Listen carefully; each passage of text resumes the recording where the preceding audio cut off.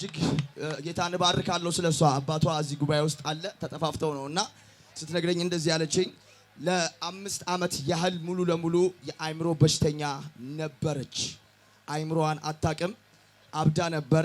ሰፈር ውስጥ ነበር የምትዞረው፣ ትለቃቅም ነበር ፌስታል። ሙሉ ለሙሉ በሽተኛ ነበርኩ አለችኝ ስትነግረኝ።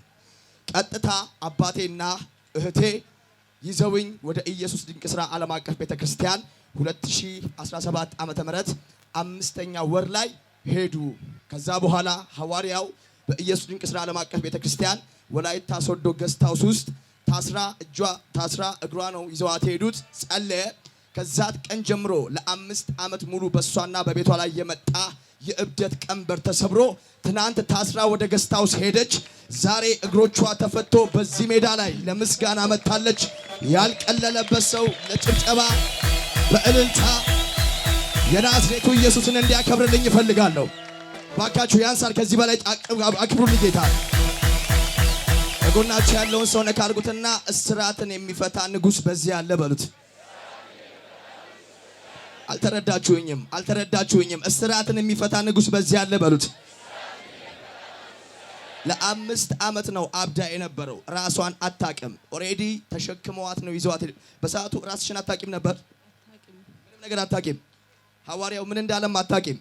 ሐዋርያውን ያለውን የጸለየውን ራሱ የነገሯት ወላጅ አባቷና እህቷ ናቸው። ወላጅ አባትሽ ስላት እዚህ ጉባኤ ውስጥ ነው ብላኛለች። የሷ አባት ካለበት ብትመጣልኝ ደስ ይለኛል። ነገር ግን እህትሽ ስላት በሰዓቱ ወላጅ አባቴና እህቴ ተጨንቀው አስረው የነበር ሄዱት። እኔ መፈታቴን አወጀ። እህቴ ግን የውጭ በር እንደሚከፈትላትና በቅርብ ጊዜ ከኢትዮጵያ እንደምትወጣ ትንቢት ተናገረ። ዛሬ በዚህ መድረክ ስቆም በሰዓቱ እኔ ሳላውቅ ስለ እኔ እህቴ መታ ነበር። ሐዋርያው እንደተናገረው ለእህቴም የውጭ በር ተከፍቶላት አሁን በውጭው ዓለም ትገኛለች። ሐዋርያው የተናገረው 2 ትንቢት በህይወቴ ላይ ተፈቷል። 1 ከእብደት ቀንበር ነፃ ወጥቻለሁ። ትናንት ታስሬ ሄጄ ዛሬ በፍታት ለምስጋና መጥቻለሁ።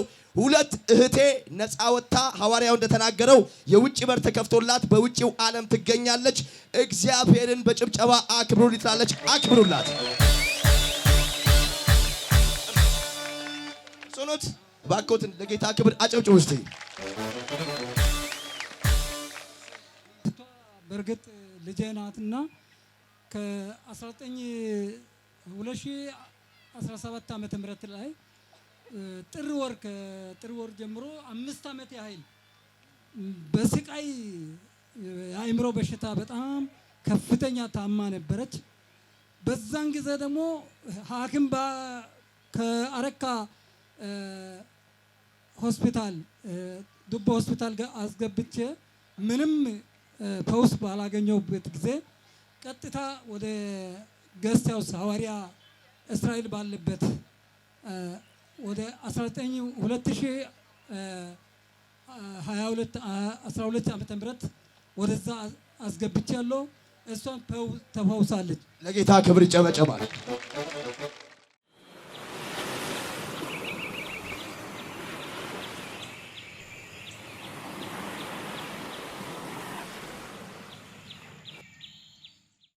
እሷ ወደ ኢየሱስ ድንቅ ሥራ ዓለም አቀፍ ቤተክርስቲያንም አልመጣችም፣ ገስት ሃውስም አልገባችም፣ ስልክ አገልግሎት ላይም አልደወለችም።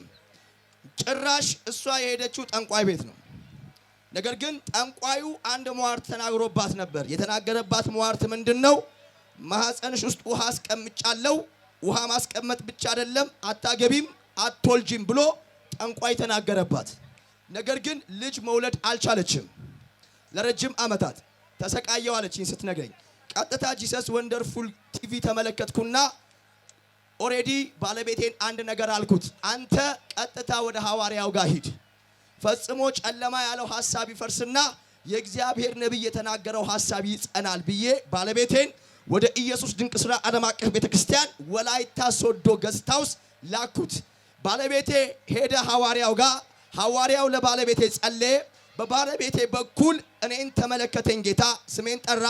ሐዋርያው እጅ ባለቤቴ አኖይንቲንግ ኦይል ይዞ መጣ። ሐዋርያው ግን አንድ ትንቢት ተናገረ። ለዘመናት በእርግማን በሟርት ልጅ ያልወለደች ባለቤት ልጅ ትወልዳለች። ጠላትና ክፉ ሰዎች መናፍስት ዓለም በሷ ላይ ያስቀመጠው በማህፀኗ ላይ ያስቀመጠው ውሃ ጠፍቷል። በሰላም ሂድ ብሎ ሐዋርያው ተናገረ። ሐዋርያው እንደተናገረው እንዳንደበቱ ቃል እርግማን ፈርሶ እግዚአብሔር ነብዩ እንደተናገረው የልጅ ባለቤት ሆኛለሁ፣ ማህፀኔ ውስጥ የነበረ ውሃ ጠፍቷል ትላለች። ጌታን በጭብጨባ አክብሩላት። ከዛ ሆስፒታል ገባው። ጭራሽ እርግማን ብቻ አይደለም እውነት መናፍስት ዓለምና ጠንቋይ የተናገረው በህይወቴ ሀፕን አደረገ። ማህፀኔ ውሃ ቋጠረ። ማህፀኔ ውሃ መቋጠር ብቻ አይደለም ታመሜ ወደ ሆስፒታል ገባው። ሆስፒታል ገብቼ ሳለ ግን እንደዚህ አልኩኝ፣ ሐዋርያው የጸለየበትን ዘይት ብቻ አንጡልኝ አልኩኝ። ሐዋርያው የጸለየበት ዘይት እጄ ገባ፣ ማህፀኔ ላይ ያደረግኩኝ። ያ ውሃ ተቋጥሯል ሆድሽ ውስጥ መውለድ አትችይም የተባለው አዋጅ ተገልብጦ ጠፋ አለችኝ። እባካችሁ ጌታን አክብሩላት። ወለድኩ አለችኝ። እባካችሁ ጌታን አክብሩላት። እግዚአብሔር እርግማን ሰበረልኝ አለች። ጌታን አክብሩላት።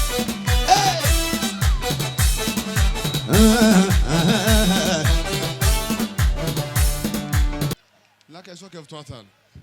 እሷ እኮ የምትለው እኮ አንድ ልጅ አጣው አለችኝ። አንተ ከጸለይክ በኋላ ወዲያው ልጅ አሁን ስንት ልጅ አለሽ? 6 ልጅ። አይ ሜፕራታታታ ክብር አለው ወይ?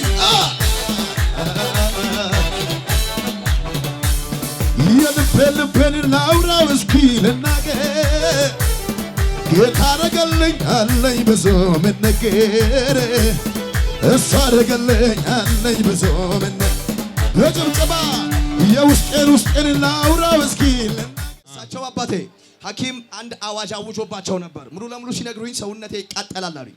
የሚቃጠልበት ምክንያት ደግሞ በሕክምና የተረጋገጠ የነርቭ በሽታ እንዳለብኝ ሐኪሞች ነግረውኝ ነበር። ቀጥታ የነርቭ በሽታ አለብህ የሚለውን የሐኪሞች ድምፅ እንደሰማው አዋጅም በአዋጅ ወደሚገለብጥ ወደ እግዚአብሔር ሰው ሄድኩኝ። ሐዋርያው እንደዚህ አለኝ፣ ከሐኪሞች የሰማኸው የነርቭ በሽታ አለብህ አዋጅ ሰምተሃል? አዎ፣ እንደ እግዚአብሔር ነብይ እነግርሃለሁ፣ በአንተ ላይ የታወጀ ነርቭ የለም። አሁን ተመልሰ ስትሄድ ፈጽሞ የነርቭ በሽታ የለም ይሉሃል አለኝ። ሐዋርያው ከጸለየልኝ ከዛ ቀን ጀምሮ የሰራዊት አምላክ እግዚአብሔር ከነርቭ በሽታ ፈውሶኛል። ጌታን አክብሩልኝ ይላሉ። ጌታን በጭብጨባ አክብሩላቸው።